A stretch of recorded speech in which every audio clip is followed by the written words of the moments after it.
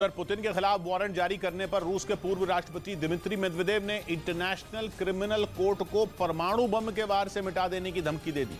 Dmitry Medvedev को Putin का बेहद करीबी माना जाता है, इसी वजह से वो पुतिन के खिलाफ वारंट जारी होने पर बुरी तरह भड़क गए और इसी गुस्से में उन्होंने हाइपरसोनिक मिसाइल दागकर इंटरनेशनल क्रिमिनल कोर्ट को मिट्टी में मिला देने की चेतावनी दे दी।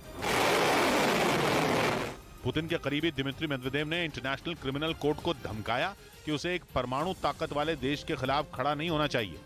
यानी इशारों में दिमित्री मेदवेदेव ने यह कह दिया कि रूस परमाणु बम से हमला करने से भी नहीं चूकेगा और वो कभी भी हाइपरसोनिक मिसाइल हॉलैंड के द हेग शहर में मौजूद इंटरनेशनल क्रिमिनल कोर्ट पर आसानी से दाग सकता है, क्योंकि उसके पास परमाणु बम लेकर जाने वाली कई खतरनाक हाइपरसोनिक मिसाइलें मौजूद हैं। सरमात, जरकॉन और यार्स जैसी मिसाइलों का दम रूस कई बार पूरी दुनिया को दिखा भी चुका है और माना जा रहा है कि दिमित्री मेदवेदेव अब उन्हीं मिसाइलों का डर इंटरनेशनल क्रिमिनल कोर्ट को भी दिखा रहे हैं, क्योंकि पिछले हफ्ते ही युद्ध अपराध के मामले में इंटरनेशनल क्रिमिनल कोर्ट ने पुतिन के खिलाफ गिरफ्तारी का वारंट जारी किया था। और यूक्रेन के साथ छिड़ी जंग के बीच पुतिन के खिलाफ वारंट जारी होने पर रूस में हड़कंप मच गया, क्योंकि पुतिन पर बेहद गंभीर आरोप लगाए गए थे। इंटरनेशनल क्रिमिनल कोर्ट ने पुतिन पर आरोप लगाया कि उनके आदेश पर यूक्रेन से हजारों बच्चों का अपहरण करके रूस ले जाया गया, जिसका मतलब यह कि वो सीधे सीधे बच्चों के अपहरण के मामले में शामिल हैं। लेकिन इस वारंट का पुतिन के ऊपर जरा भी असर नहीं दिखा, क्योंकि उन्होंने इसके बाद क्राइमिया और मारियोपोल का दौरा किया। क्राइमिया 2014 से ही पुतिन के कब्जे में है, जबकि यूक्रेन के मारियोपोल पर रूसी सेना ने पिछले साल 24 फरवरी को किए गए हमले के 3 महीने बाद ही अधिकार कर लिया था। और इंटरनेशनल क्रिमिनल कोर्ट को ठेंगा दिखाते हुए पुतिन उसी यूक्रेन में पहुंच गए जहां से बच्चों को अगवा करवाने का आरोप उन पर लगा है, क्योंकि पुतिन को भी मालूम है कि उनके खिलाफ जारी गिरफ्तारी वारंट का उन पर कोई खास असर नहीं होगा, क्योंकि रूस इंटरनेशनल क्रिमिनल कोर्ट का सदस्य नहीं है, जिसकी वजह से रूस में उनकी गिरफ्तारी नहीं हो सकती। लेकिन दुनिया के 123 देश इंटरनेशनल क्रिमिनल कोर्ट के सदस्य हैं और उन देशों में पुतिन गए तो वहां की सरकार उन्हें गिरफ्तार कर सकती है। हालांकि इंटरनेशनल क्रिमिनल कोर्ट के किसी सदस्य देश के लिए उसके आदेश को मानना जरूरी नहीं है। यही वजह है कि पुतिन ने इस गिरफ्तारी वारंट को जरा भी भाव नहीं दिया, लेकिन उन पर लगाए गए आरोप से पूरी दुनिया में उनकी किरकिरी जरूर हो गई, जिसने उनके करीबी दिमित्री मेदवेदेव को गुस्से से भर दिया और उन्होंने धमकी दे दी कि नॉर्थ सी में मौजूद रूस के जंगी जहाज से हाइपरसोनिक मिसाइल दागी गई तो हॉलैंड में मौजूद इंटरनेशनल क्रिमिनल कोर्ट का मुख्यालय मिट्टी में मिल जाएगा।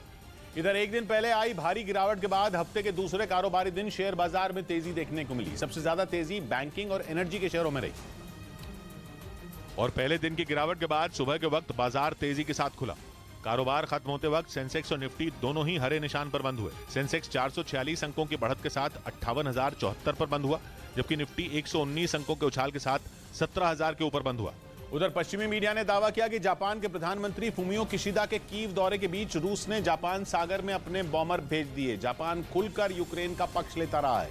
यूक्रेन युद्ध शुरू होने के बाद जापान पहला ऐसा एशियाई देश था जिसने रूस के खिलाफ प्रतिबंधों का ऐलान किया था और अब उसके प्रधानमंत्री खुद यूक्रेन की राजधानी कीव का दौरा कर रहे हैं, वो भी तब जब चीन के राष्ट्रपति शी जिनपिंग रूस में मौजूद हैं। कहा जा रहा है कि जापान के इसी कदम ने रूस को भड़का दिया और उसने जापान को डराने के लिए अपने बॉमर भेज दिए। खबर के मुताबिक रूस के 2 Tu-95MS ने जापान की हवाई सीमा के करीब जापान सागर के ऊपर उड़ान भरी। रूस के ये बॉमर परमाणु बम गिराने की ताकत रखते हैं और कहा जा रहा है कि रूस ने जापान सागर में इन्हें उड़ाकर सीधा फुमियो किशिदा को संदेश दिया कि वो यूक्रेन के साथ खड़े होने वाले देशों का हाल भी बुरा कर सकता है। हालांकि जब से जंग शुरू हुई है, जापान हमेशा रूस के सामने सीना तान कर खड़ा है और इस बार भी उसके प्रधानमंत्री फुमियो किशिदा तब कीव का दौरा कर रहे हैं जब एक रोज पहले ही मॉस्को में शी जिनपिंग और पुतिन की मुलाकात हुई। कहा जा रहा है कि ऐसे वक्त में यूक्रेन पहुंचकर वो न सिर्फ रूस बल्कि चीन को भी आंखें दिखा रहे हैं, क्योंकि दोनों ही देशों से जापान की दुश्मनी जग जाहिर है। जापान का चीन और रूस के साथ पूर्वी चीन सागर के कई द्वीपों को लेकर पुराना विवाद है,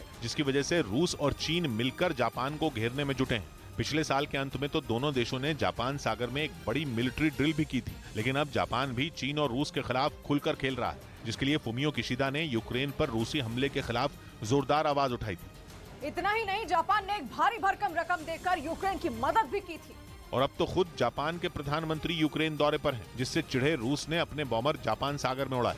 इस बीच चीन की लगातार बढ़ती घुसपैठ से निपटने के लिए जापान ने समंदर में मौजूद अपने एक द्वीप पर मिसाइलें तैनात कर दी। जापान का आरोप है कि चीन ताइवान की तरह ही उसे भी धमकाने की कोशिश में है, ताकि वो जापान को डराकर इशिगाकी द्वीप पर कब्जा कर सके।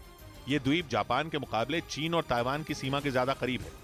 इसलिए चीन के जहाज आए दिन यहां घुसपैठ की कोशिश करते हैं। जापान ने आरोप लगाया कि 2 दिन पहले ही चीन की नौसेना के 2 जहाज जापान के इशिगाकी द्वीप के पास देखे गए थे, जिसमें मौजूद चीन के सैनिकों ने वहां पर मौजूद जापान के मछुआरों को डराकर पीछे हटने का आदेश दिया था। जापान का आरोप है कि चीन की नजर बहुत पहले से इस द्वीप पर है और उसका मंसूबा इसे अपने कब्जे में लेने का है। यही वजह है कि जापान ने वहां मिसाइल यूनिट की तैनाती कर दी। इसके अलावा वो जल्द ही वहां करीब 500 से ज्यादा जवानों की तैनाती भी करने वाला है ताकि चीन की कोशिश को नाकाम किया जा सके। इधर कन्नड़ फिल्मों के अभिनेता चेतन कुमार को बेंगलुरु पुलिस ने गिरफ्तार कर लिया। बताया गया कि उन पर यह कार्रवाई एक विवादास्पद ट्वीट करने के बाद हुई, जिसकी शिकायत पुलिस से बजरंग दल ने की थी। आरोप है कि चेतन कुमार ने हिंदुत्व पर एक विवादास्पद ट्वीट किया, जिसकी शिकायत मिलने के बाद पुलिस ने उन्हें गिरफ्तार कर लिया। उधर कनाडा से यूक्रेन को टैंकों की मरम्मत करने वाली बख्तरबंद गाड़ी मिल गई। बताया गया कि इस गाड़ी का इस्तेमाल युद्ध के मैदान से सैनिकों को बचाने के लिए भी किया जा सकेगा, जिसे कार्गो प्लेन के जरिए यूक्रेन भेजा गया। कनाडा की रक्षा मंत्री अनीता आनंद ने बेगे 503 नाम की इस बख्तरबंद गाड़ी को कनाडा से रवाना करने का वीडियो साझा किया और ट्वीट कर लिखा कि यूक्रेन को जब तक जरूरत होगी कनाडा तब तक उसके साथ खड़ा रहेगा। वहीं पश्चिमी मीडिया ने दावा किया कि कनाडा की यह बख्तरबंद गाड़ी जंग में यूक्रेन के लिए बेहद अहम साबित होगी, क्योंकि इसका इस्तेमाल टैंकों की मरम्मत करने के साथ साथ जंग के मैदान में सैनिकों को सुरक्षित पहुंचाने और घायल सैनिकों को वहां से बाहर निकालने के लिए भी किया जा सकेगा।